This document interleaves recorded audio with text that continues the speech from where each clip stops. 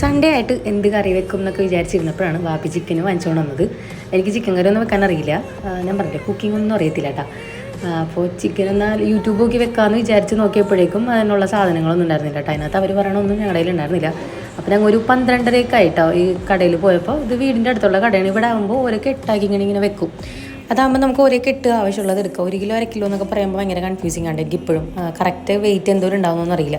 പിന്നെ ഞങ്ങൾ അവിടെ നിന്ന് വെജിറ്റബിൾസൊക്കെ വാങ്ങിച്ച് ഇറങ്ങിയിട്ട് ഞാൻ 2-3 ദിവസമായിട്ട് ഇടിയപ്പം കഴിക്കാനുള്ള ഒരു ആഗ്രഹം കൊണ്ടിട്ട് ഇടിയപ്പം അന്വേഷിച്ച് കിടക്കണുണ്ടാവും. ഒരു 2 ദിവസമായി എല്ലാ ബേക്കറിയിലും കയറി കിടക്കണം. 2 ബേക്കറിയിലാണ് കയറിയത്. 2 സ്ഥലത്തും ഇടിയപ്പം കിട്ടില്ല. പിന്നെ അതിനൊക്കെ വെളിച്ചെണ്ണയും മുട്ടയൊക്കെ വാങ്ങിക്കാണ്ടായിരുന്നു.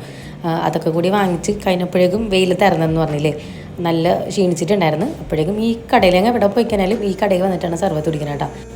സർബത്തും കുടിച്ചിട്ട് വീട്ടിൽ പോണ വഴിക്കായിരുന്നു അച്ഛനെയും പൊടിനെയും കണ്ടത്. അവർ എണ്ണ ഇട്ടിട്ട് ഷാമ്പു വാങ്ങിക്കാൻ വേണ്ടിയിട്ട് വെയിലത്ത് നടന്ന് വരുന്നായിരുന്നു കേട്ടോ.